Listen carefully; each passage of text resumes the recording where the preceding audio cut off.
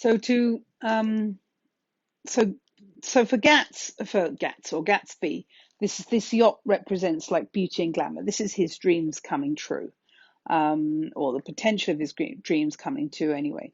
So he kind of makes his way into into Cody's trust, and Cody buys him all the clothing that is needed for being on a yacht, and they go on a grand tour, and they go everywhere. And Gatsby, it says here, he does all sorts of things. He is a steward and a mate. Those are jobs on a ship. Skipper as well, secretary, and even jailer. Why is he a jailer? Because sometimes he has to keep Dan Cody from doing very stupid things when he's drunk. And Dan Cody is an alcoholic. Okay, again, we have the theme of alcohol and the excesses of alcohol that seems to go through the book, how alcohol just destroys people, more or less.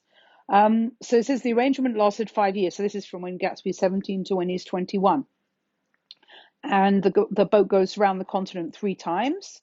And then she comes on board. Ella Kay comes on board one night in Boston, and a week later, Dan Cody dies. So this is the one who we have a picture of him. We have a portrait of him in Gatsby's bedroom. A grey, florid man with a hard, empty face. So it's not a nice description. The pioneer debauchee who, during one phase of American life, brought back to the Eastern Seaboard the savage violence of the frontier brothel and saloon. This is like another aspect of American life, American character is this idea of the frontiers where people would dig for gold, and it was a very harsh place, and it was a place where people would drink themselves stupid and take prostitutes and things like that.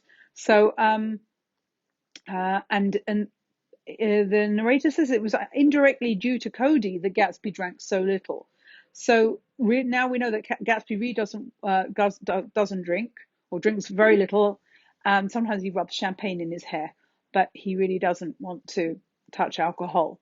And so he does inherit money from Cody, $25,000, but he didn't get it because this greedy Ella Kay managed to get her paws on all of his millions. Okay.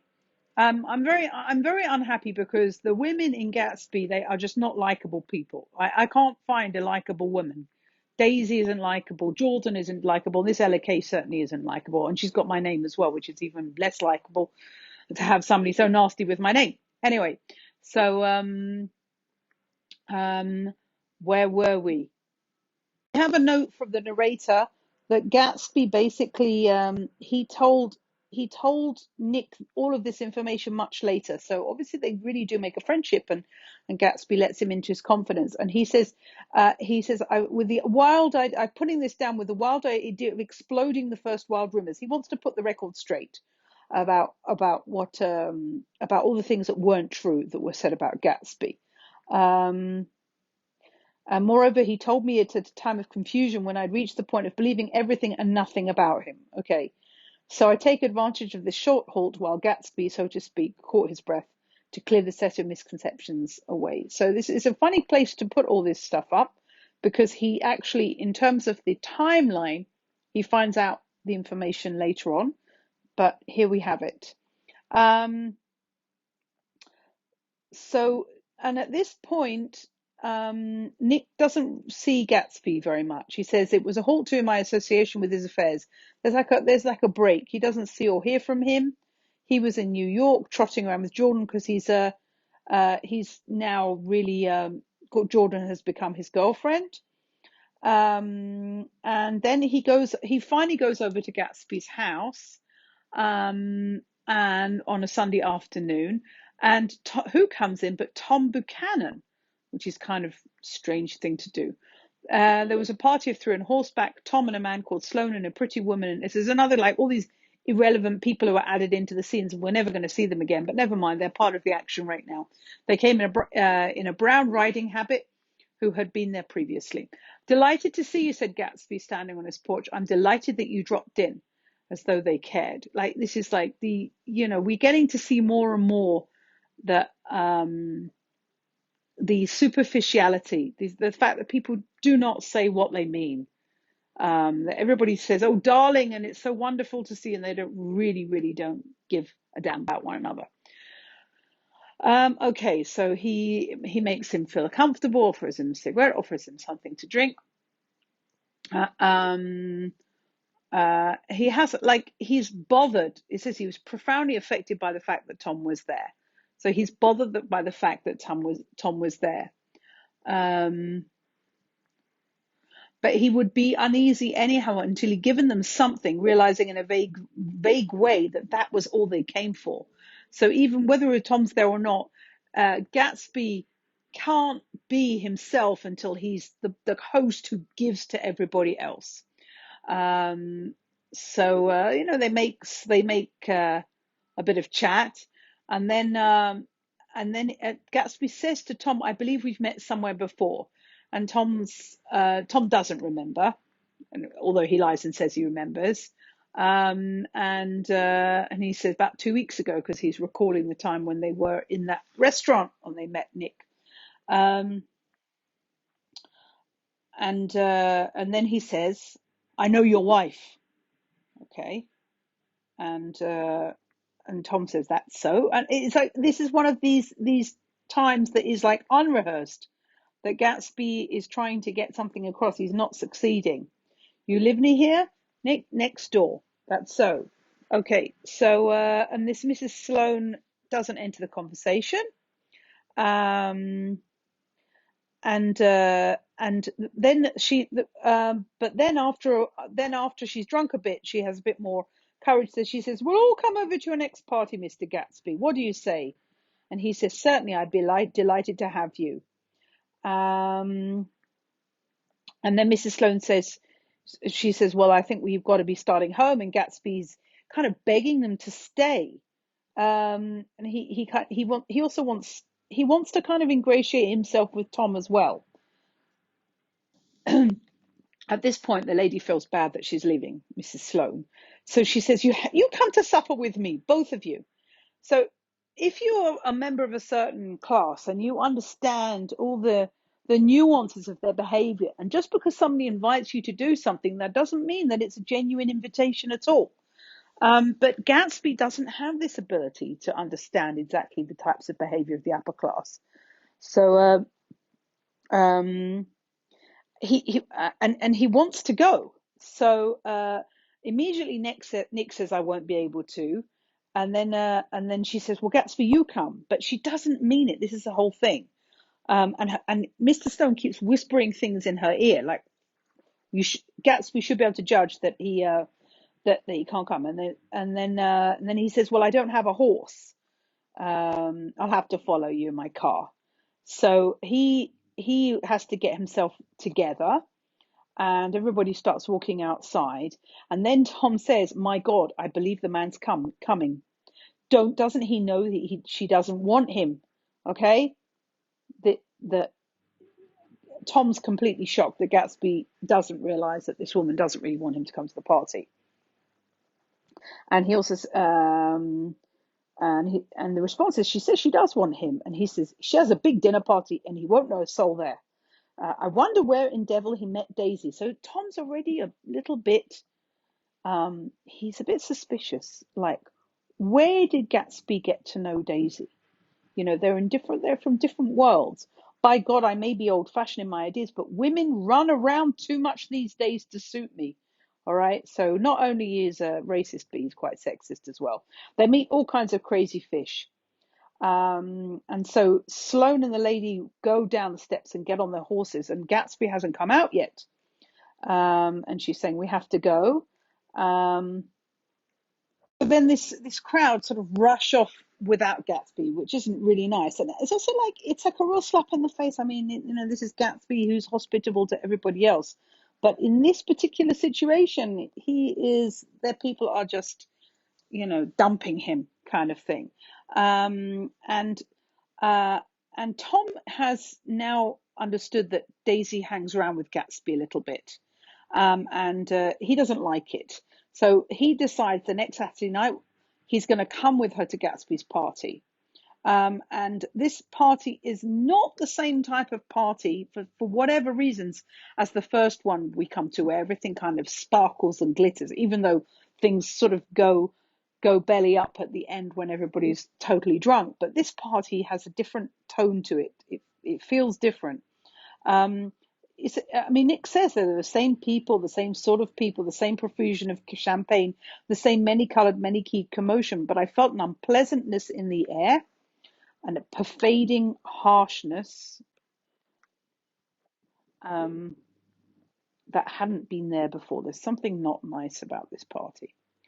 Or maybe, and then his reasons were maybe he'd grown used to it, grown to accept West Egg as a world complete in itself, right? Which is an important quote, right? With its own standards and its own great figures. Second, nothing because it, second to nothing because it had no consciousness of being so. And now I was looking at it again through Daisy's eyes. He's looking at this situation through different eyes, through her eyes. Um, so they come at twilight and they walk around and she says like, all these things excite me. If you want you to kiss me anytime in the evening, just let me know and I'll be glad to arrange it for you. Just mention my name or present a green card. Um, and it's so she's like kind of putting on an act, and she also has to make sure that it's not, obvious that she has something going on with Gatsby. Um, and he tells her to look around, and he prompts her. You must see the faces of many people you've heard about. He really wants to impress her because it's look at my party, look at all these important, famous people around. And Tom, it doesn't come off well on Tom because he says we don't go around very much. In fact, I was just thinking, I don't know a soul here. And then Gatsby indicates to somebody, some beautiful woman who is standing, it says sat in state. So she's kind of posing by a plum tree. Tom, this party is almost like a museum, I'm telling you. Tom and Daisy stared with that peculiar, unreal feeling that accompanies recognition of a hitherto ghostly celebrity of the movies. So this woman is some kind of a movie star, and Daisy says she's lovely. The man bending over her is her director, and he takes them ceremoniously from group to group. Okay, so he's like ceremoniously means komobatekis. Okay, he's taking them from place to place. This is my party. This is my company. These are people I mix with. And how does he introduce Tom?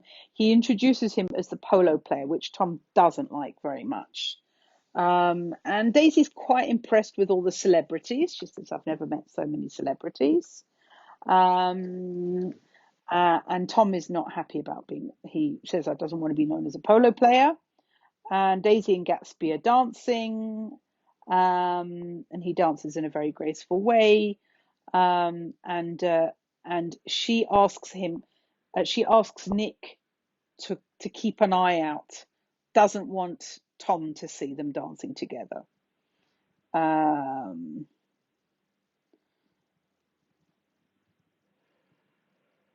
so they sit at the same table as the people they sat with at the first time that Nick went to the party, but this time the people are really, really drunk, and things are just getting completely out of hand.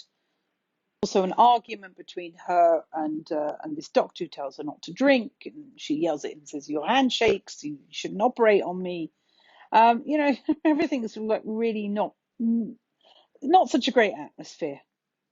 So Daisy, apart from liking the fact that there are these famous people around, doesn't like the rest. The rest offended her, and inarguably, because it wasn't a gesture but an emotion. Daisy is a person who feels things. Okay, that is the way she deals with life, that is why she's so suitable for Gatsby, because he also is a person of great feeling, and he defines his life according to feeling. She was appalled by West Egg, this unprecedented place um, that Broadway had begotten upon a Long Island fishing village, appalled by its raw vigor that chafed under the old euphemisms and by the too obtrusive fate, or very hard English here, that herded its inhabitants along a shortcut from nothing to nothing. So basically, She thinks that this place is it just doesn't take you anywhere. West Egg is just a completely ridiculous, useless place. Okay. Um, and so Nick sits on the front steps with them while they're waiting for the car at the end of the party. So it's not been the great success that I think Gatsby wanted it to be.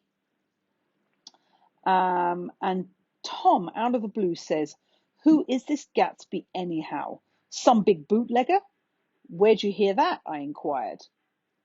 I didn't hear it, I imagined it. Tom isn't stupid, okay? A lot of these newly rich people are just big bootleggers, you know. He knows that money has to come from somewhere. So he's just assuming like there's so much money here, like it can't, you know, it can't be possible that it's just came from an inheritance. Not Gatsby, I said shortly. Um, So, uh, so then he says, all right, well, if he's not a bootlegger, he certainly must have strained himself to get this menagerie together. So he said, you know, to make this huge party, which is a bit too much. A menagerie is when you have lots and lots of birds together in one place. So he's saying to make this ridiculous party, you really have to fork out a lot of money. This is something that costs big bucks. Um, and Daisy says, well, at least they're more interesting than the people we know. So she's saying that even though this party may be full of like, you know, weird people, they're a bit better than the ones that we mix with all the time. And Tom says, well, you didn't look so interested, and she denies it. She says, well, I was. Then Daisy starts singing. She's probably a little bit drunk. But and she makes an observation. She says, lots of people who come haven't been invited. That girl hadn't been invited. They simply forced their way in, and he's too polite to object.